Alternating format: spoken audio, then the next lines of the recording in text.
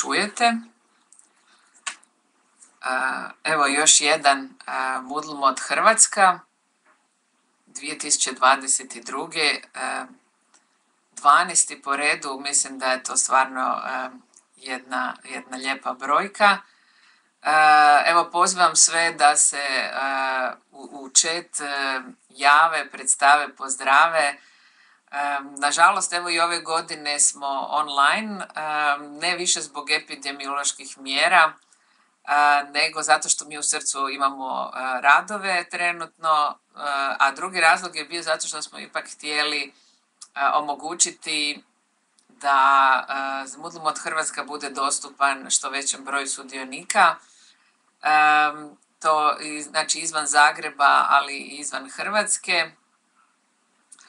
Evo, srce se već 12 godina upušta u organizaciju Moodle Mod Hrvatska. Veseli nas da smo u zadnjih nekoliko godina i službeni Moodle Mod za Hrvatsku i nalazimo se na listi registriranih Moodle Mod događanja u svijetu. Surađujemo sa Moodle.org-om, tako da nam je i njihova podrška u postavljanju i održavanju sustava Moodle isto tako jako dobra. Danas ćete nešto čuti i o projektu na kojem sudjelujemo sa Moodle.org-om. Evo zadnjih, više bih rekla, duži niz godina organiziramo Moodle Mod Hrvatska u suradnji sa fakultetom Centrom za potporu e-učenju Filozofskog fakulteta Sveučilišta u Zagrebu. Tu je moj kolega Jasmin Klinžić, kojem ću evo dati riječ nakon što ja završim. Zapravo mislila sam se na početku predstaviti, ali pretpostavljam da me već većina ljudi zna koja se, kako bi rekla, druži sa nama vezano uz Moodle. Znači, ja sam Sandra Kučina, pomoćnica ravnatelja Srca i evo službeno otvaram 12. Moodle Mod Hrvatska. Ono što moram još reći i ne smijem zaboraviti, znači i ove godine imamo 2 treka paralelna.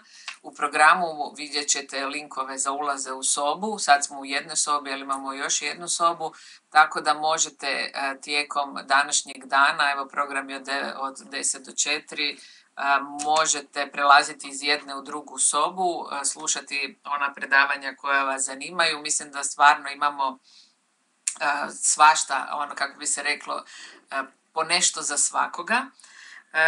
Nastojali smo i ove godine osigurati pozvana predavanja kolega iz Europe koja smatramo da će biti zanimljiva nama, evo da čujemo i da unaprijedimo našu praksu u obrazovanju koristeći digitalne tehnologije. Hvala svim predavačima što su i ove godine dostavili svoje prezentacije, imali želju pokazati što rade. Mislim da je to izuzetno važno jer zapravo najviše učimo pokazujući naša iskustva i zapravo zajedno komentirajući i raspravljajući o tome. Na osnovu toga dobivamo i neke nove ideje, ali i zapravo potvrđujemo ono što mislimo da dobro radimo. Isto tako, kako smo online, onda molim vas komunikacija u chatu. Budite aktivni, nemojte šutiti, pišite i pitanja za predavače i komentare i vaša mišljenja ili vaša iskustva. Ovo je prilika evo, da zajedno promišljamo i raspravljamo o tome kako možemo koristiti digitalne tehnologije u obrazovanju, posebice sustav Moodle. I evo daću priliku Jasminu da nešto kaže prije nego što krenemo. Hvala Sandra. Ono što ja mogu reći, Sandra, dobrodošli. Lijepo da vas je ovoliko, mislim to samo vidimo po popisu, bilo bi ljepše da vas vidimo uživo. Isto tako, sve što vam je Sandra rekla, ja mogu ponoviti, naročito u onom dijelu, ja kad sam predavač jako volim da me neko nešto pita, jer to znači da su me ili slušali, ili da su me slušali i shvatili da sam nešto možda trebao još reći i slično. Tako da pitajte, naravno to radite kroz chat, uvijek na svakom mutu do sada sva pitanja su dobila nekakav odgovor, je li to bilo zadovoljavajuće, ali bilo je. I dobrodošli i u ime Filozofskog fakulteta Sveučilišta u Zagrebu. u ime srca također i cijelo našeg sveučilišta i polako možemo krenuti.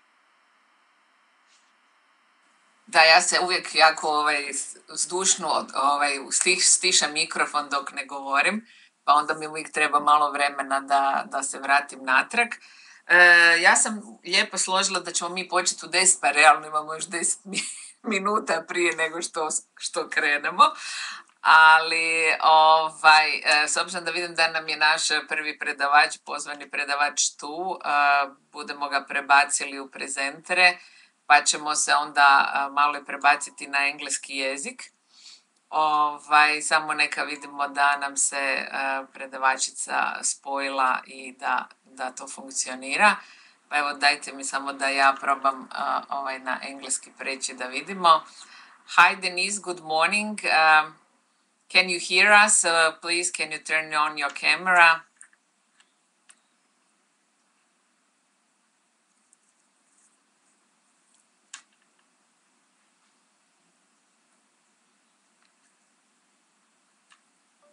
You have above you the toolbar. Can you hear me now? Yes, I can hear you perfectly. Okay, now my webcam can come. Good morning. Yes. Hi. Good morning. Good morning. Well, I'm so happy to have with us today Professor Denise Whitelock from the Institute of Educational Technology at the Open University UK. I know, Denise, that we are a little in advance, but if you are ready, we will not wait for your presentation. No I just opened the 12th Budimot Croatia in the row, so I think for us it's a big number because we are a small country and small community. We always try to do it on regional basis, so this is not only just Croatia. We have the program throughout the whole day, and this year we are still online because we have some works in our building, so our premises are not available. But the other reason is that we wanted that participants are not only from Zagreb, but from whole Croatia and outside Croatia. We are very good in collaboration with colleagues from Slovenia, Serbia, Bosnia and Herzegovina, and so on. So I'm very happy that we have very interesting presentation today. You will be talking about digital assessment and feedback and how to support learners and teachers. I think this topic is something which is, I would say, interesting and frightening to many teachers. It's not easy to get into the online and digital assessment. Lots of experience, I would say. Usually the first one are not so good, but after when you get some experience, then you see the benefit of using digital technologies in education. So before I give you the floor, just let me briefly introduce you to the audience. So Professor Denise Whitelock is Director for the Institute of Educational Technology at the Open University of UK. She's Professor of Technology Enhanced Learning and has over 25 years of experience in artificial intelligence for designing, researching, and evaluating online and computer-based learning in higher education. She recently led the UK contribution to the Tesla project, which I'm certain we will hear something about today.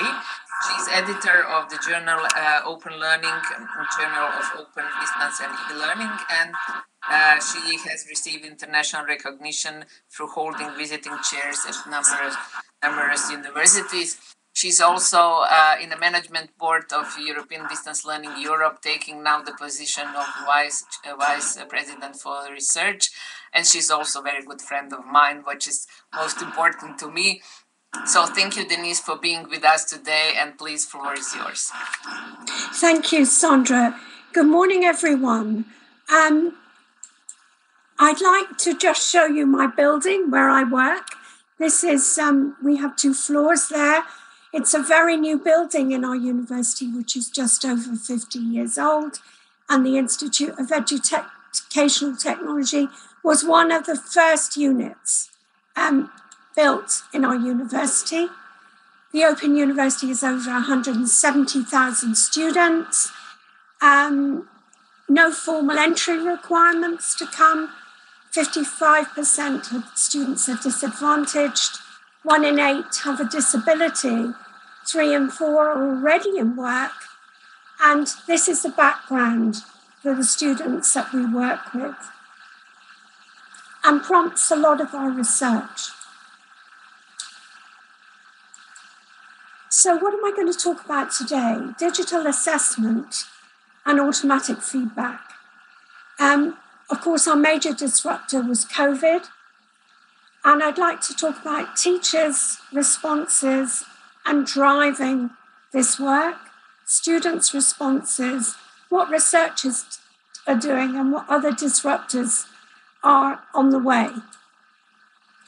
Now, as we all know, we've suffered in so many ways with COVID, and having to move to a digital environment has been stressful for both teachers and students. But one of the most important problems that we all faced, of course, was no physical invigilation.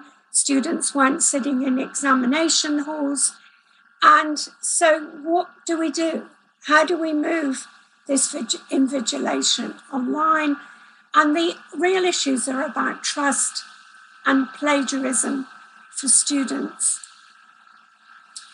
Here's an example of a system which was driven by an AI system, Lisp, very early, written in Lisp, driven by teachers to help their students. This was to teach a course at the University of Kent, teaching Spanish. And I'm speaking in my own native language. You've had to learn English. You know how difficult that can be. And that if you're not corrected quickly with mistakes, it's very difficult to change them.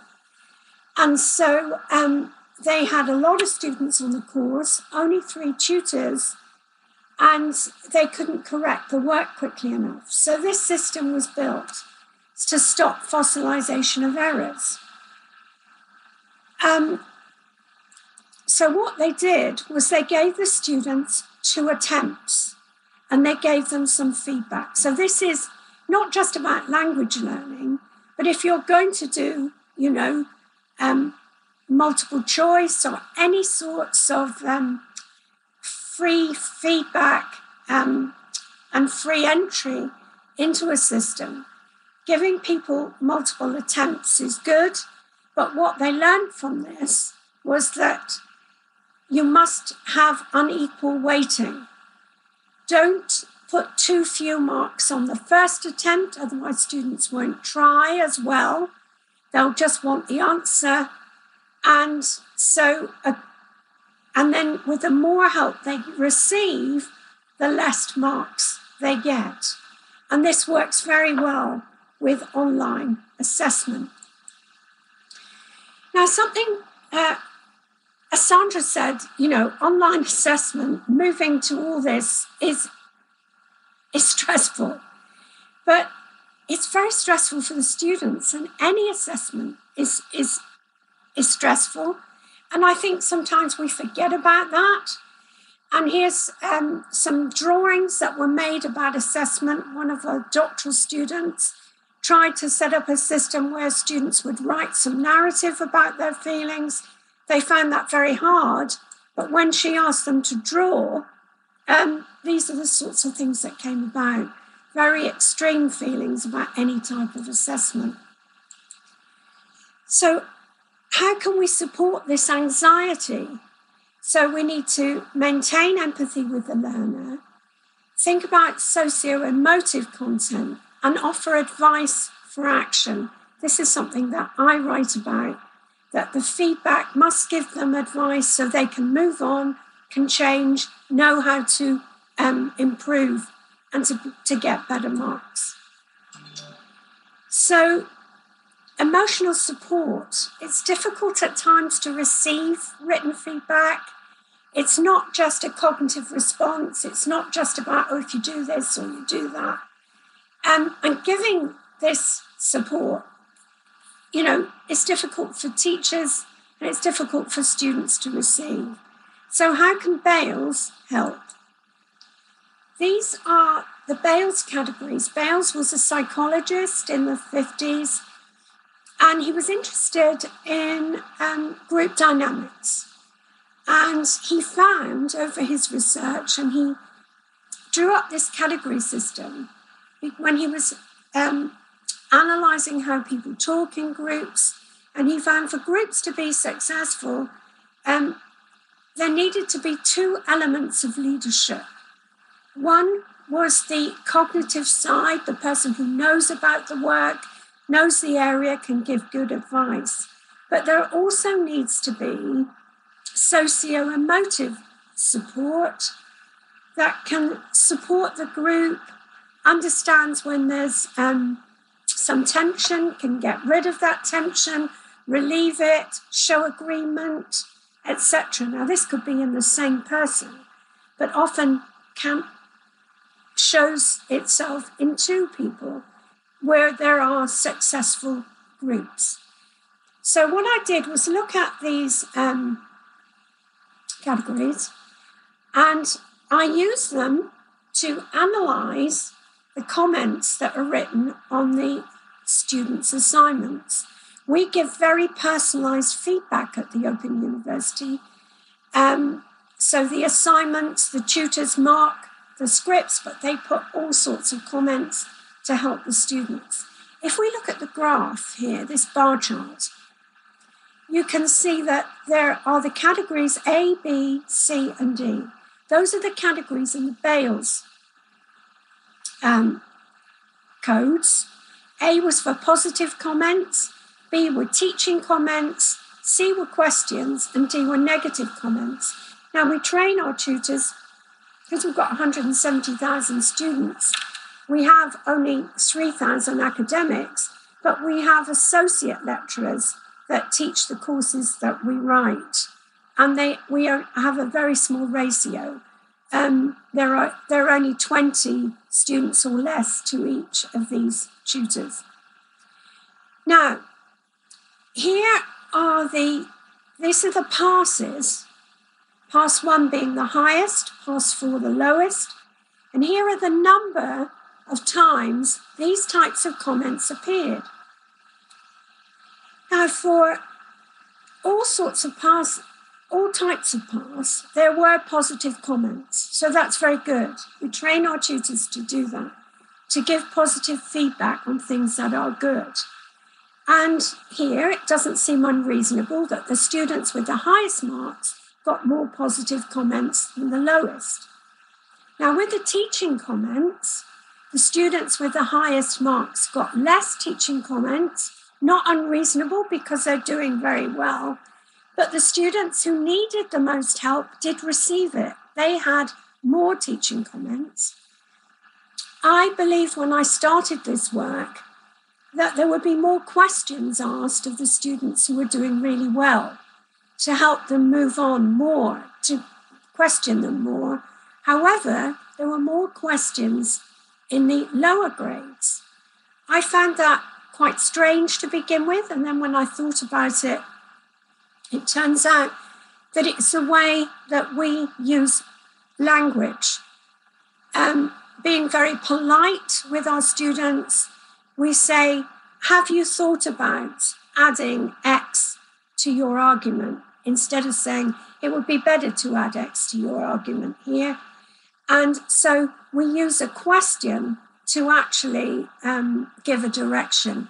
And that's why there's more questioning here at the lower grades. There was very little negativity, which we were all pleased about, but some direct, which, saying, no, this isn't correct, which is also very helpful. So nothing to worry about here. So what we did from that, we analysed thousands and thousands of our scripts or assignments from our students and built this system called Open Mentor, which actually was an early AI system which pulled out all the comments from each script. The tutor could see them and what categories they were put into. And then the most important part was we had an algorithm underneath, and what it did, it analysed the comments for this script, which was from Sandy Smith, which had a marked grade of 61 marks with a grade 3. And here are the actual comments. And because we've analysed thousands and thousands, there's an algorithm underneath which tells you what the ideal number of comments should be for this grade. So this system is about helping tutors to give feedback which matches the grade the student was given. Tutors can mark. They know the quality of the assignment. It's not about the quality. It's helping the tutor give enough feedback for the grade that was given to help the student improve. And we use this with training our tutors, this system. So how can AI help students with their essay writing? So we're talking here about formative assessment. And we found out, because our students come with no qualifications, can come without any, that they find writing an essay very daunting, very difficult the first time, and they often drop out. They don't get any further to the first assignment. So we built this system. It was with research monies. I built this with Oxford University. And what we did is we summarised, we wanted summaries of the students' work so that the student could put in their assignment, a draft, and the system would summarise it and give them other feedback. Why is a summary good? Well, if I understand something you've told me, I should be able to say it back to you. And that was what the computer was set up to do, was to say back what it thought you were saying so you could look at the summary and see if that is what did it really reflect what you wanted to say. So it also gives you feedback on the structure, the keywords, and the key sentences. And one of the visual feedbacks you can see here is the keywords, which are down the side, are shown where they occur in the introduction to the essay and whether they occur again in the conclusion. Because when students use this tool, they understood that a good essay is actually a good story. It's got a beginning, a middle, and an end. And the beginning tells the reader what you're going to say. The rest of the essay gives evidence for what you want to say, and the conclusion explains what you meant and pulls everything together about the things you said you would say in the introduction. So here are the things mentioned in the introduction, but only a few of them are in the conclusion.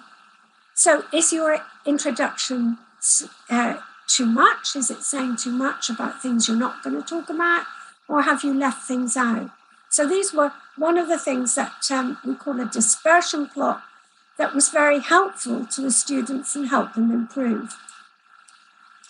And here you can see we had statistical significance, that when students used the system, there was a significant improvement in grades, and there was an improvement compared with the year before, students who took this course, an improvement because they didn't have access to Open Essayist. So visualizing structure is important in giving feedback. Now here's an important finding we didn't expect, we weren't looking for this. Here's a sentence, and you can see the important sentences are in colour, And then we used a sentence graph of this text, and we could see how the nodes connects all parts of this text. We put in 10 identical paragraphs to see what would happen. And that's the pattern that occurred. And here are 50 identical sentences. So we've got more a global structure. And here's from Stanford University, a Booth Prize essay. Look how close everything is together. And the red are the conclusions. They represent the conclusions. The violet represent the introduction, and the other colours represent the main body of the text, the story. And here, everything is tightly connected, and that wins a prize. So what we did then was to put in an Open University essay with a high grade. Obviously, it's not as good as the prize essay, but you see we've got things coming together, and the introduction and conclusions are not as tightly connected, but we see the pattern. For a low grade, a lot of disconnection, which means there's a lack of coherence. So what we did is we trialed this, and what we did, we looked at by eye essays that have received a high grade. We put in the essays with different grades, and we asked people to look at the patterns they saw and to predict whether the essays were high, medium, or low. People were able to do this, and we found that essays rated as high would be expected to receive 8.56 percentage points more than essays rated as medium. And the same similar effect with those rated as low. It was 17.2 percentage points. And we're now working on a system to see if we could start to give formative feedback in the terms of a grade. But this wasn't something we were looking for. And that's why research is so exciting, because you find things, all sorts of amazing things. Whereas if we set out to try and do this, we probably wouldn't have been successful. I want to tell you about Tesla, because this was a piece of research that we did before COVID, a European-funded research. We were looking at we put together 5 different tools to look at plagiarism, cheating, but to establish trust between the students and the university about how work was being monitored. So we had 18 European projects, and we used voice face recognition, keystroke pattern detection, anti-plagiarism, and forensic analysis. Those were the tools we used. But, it's difficult to think, to decide what sort of system should I adopt. Are we going to look at face recognition? How can that really be monitored? How expensive is it, etc.?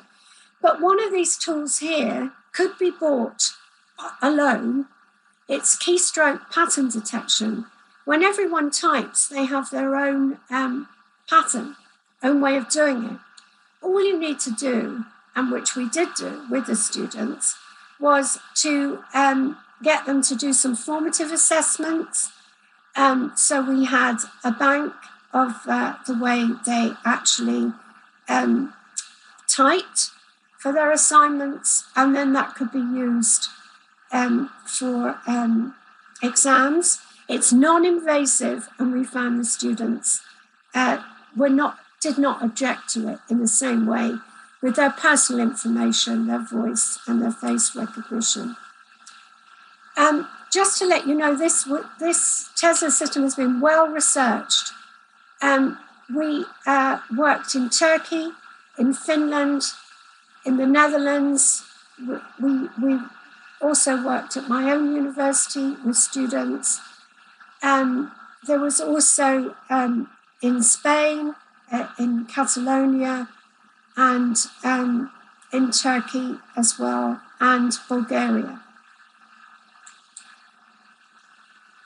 And we also used different topic, subject domains to trial the system: arts and humanities, the social and legal sciences, the sciences, health sciences, engineering, and architecture. So it could work over a range of topics. And there were different languages because of the different countries. And so those were the range of languages we used, both Catalan and Spanish in Spain. And there were a number of activities. Here is a summary of those activities. Different assignments, submissions, courseworks, presentations, video and audio files, academic essays, group work, discussions, reading and reviewing resources, online quizzes, a lot of quizzes, and online essay writing, short answers, planning assignments, planning pieces for engineering or architecture, and of coursework. So what were the findings? Across all these countries, a positive experience for more than half of them. But what the most important finding for me was the trust. Students are paying a lot of money. It's expensive to go to university. They have to support themselves, to live away from home often, etc. And they are very concerned about cheating and other students cheating. And what is the value of their degree if cheating is going on? So the thing that they were really keen about, and what were the advantages of using such instruments, was to ensure that my examination results are trusted by outside bodies, by, employers, and to prove that this essay is my own original work. So I think that's very much sits at the heart of what we should be doing when we're invigilating and marking examinations. So just to finish, where are the disruptors? Now we have got chatbot recommender systems coming on stream, and we're using some of those at the Open University to help students who are phoning in and asking about how to register, etc. So we're using that to help our students in those ways, and they're up and running at the minute. But what about assessment from your own personal computer? This is a computer we have in the lab. It's called Now. It's rather engaging. In fact, its iris colour can change. It can talk. It can hold your hand. It can walk. It puts its head to one side. When it greeted me, it said, "Hello, Denise, how are you?" Very engaging. So where are personal robots going to appear later and help us with learning? But perhaps something like language rehearsal could be important with your own robot. But just to finish, to conclude, I think the biggest challenge we have is using assessment to represent an analysis of learning that can be readily understood by our students. So it will help them progress. And that's what we want for them. We want them all to pass. I'm going to leave you with, I'm sure you'll have a copy of this, leave you with some of my references referring to the work that I've been talking about. Thank you so much for your attention. It's been a pleasure to be with you. Thank you, Denise. Can we have as well a robot? It looks very nice. I would like that someone ask me in the morning how I am and can give me a hand so that. Well, thank you for really great presentation. I ask participants to put their question in the chat.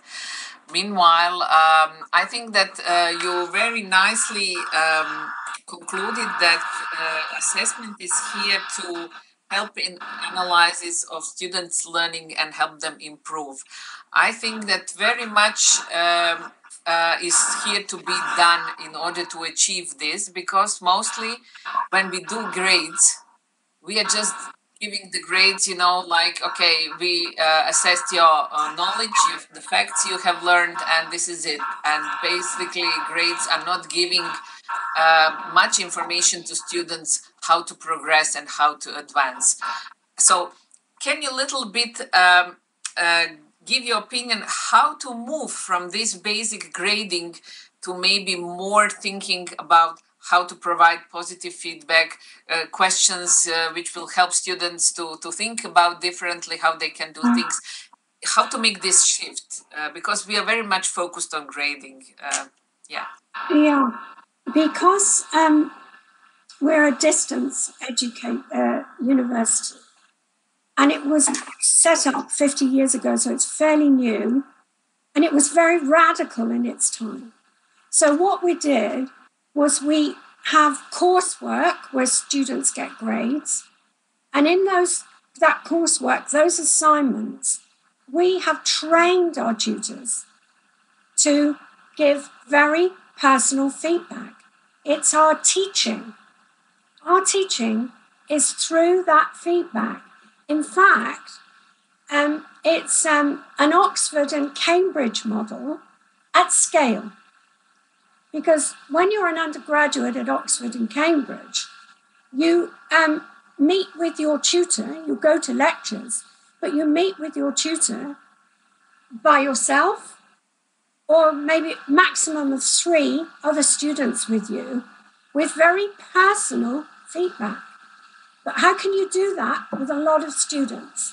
So the script or the essay, whatever it is, the tutor marks on the side all these comments. And of course, when we went digital, it was much easier because I was able to analyze those comments and build that system.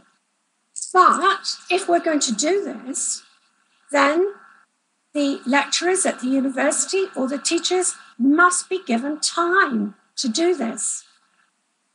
So this is part of their contract, to do this, to give this very personal feedback to help students continue. And so this is a whole cultural shift and a recognition that this is what students need and want. And I think they will become more demanding as they spend more time at university, and the cost of university education. And we don't, at the moment, our government is very concerned about dropout rates, and they want students to, maintain their studies, to finish. And I think there's becoming, in the UK, a lot of people are adopting the model and are using. 2 other universities have taken Open Mentor to help train their tutors. Yeah, I think that these open mentors and essays are very, very good, because usually teachers do have a large number of students, and it's very difficult to provide personal feedback to each of the students. So they tend to use some automated feedback by digital technologies. On one point, someone could say that we are losing this social part because the system gives the grades, gives the feedback.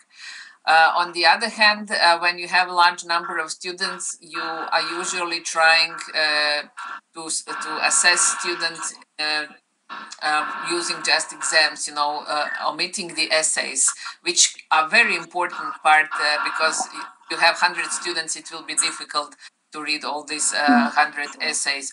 So still, we are much more focused on the facts than on the skills students will develop along with the subject But do you think that by using these different tools to assess, we are losing a little bit of social contact with students, that you do not give them personally feedback, but the system is giving feedback? We have found that by using digital assessment and feedback, not all students, but a lot of students understand better and are able to communicate more freely with their tutor, asking questions, because to begin with, you don't know what you don't know. So, we have our materials, we have some lectures online. Our tutors give face-to-face sessions online. And then they say, have you any questions? Well, even if I go to a keynote address, if it's something I don't know anything about for the first time, I can't really ask a sensible question because I don't know. I can ask something for clarification. So with that greater feedback, personal feedback, you can then find out what you don't know and communicate better and ask with more confidence to your tutor. We found this, but of course, that means more work for the tutor too.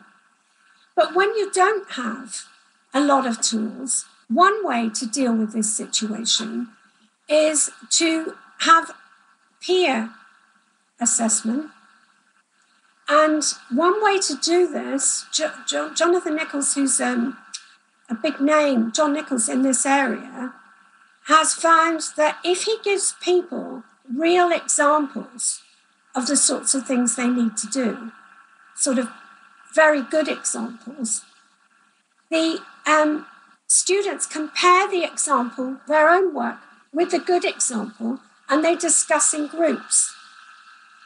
So even if you haven't got a computer system, let the students have a good example of something after they've done it to start to mark themselves where they can help each other. And that is the same as a tutor can be the same, but more helpful. And it's cost effective as well.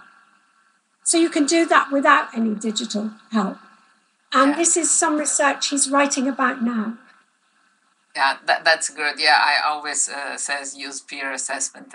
This is very, very useful. We have one question in the chat from Professor Lukovic. He is asking, are you sometimes afraid of the overuse of technology in education and the loss of human contact between students and teachers? There will never be an overuse of technology because it's not that smart. And even though we've got AI and I'm writing, using natural language processing, we are nowhere near this. And do you really think students are going to put up with just a system? They might as well go and find for themselves and then come to us to just rubber stamp a degree or something. I don't think so. And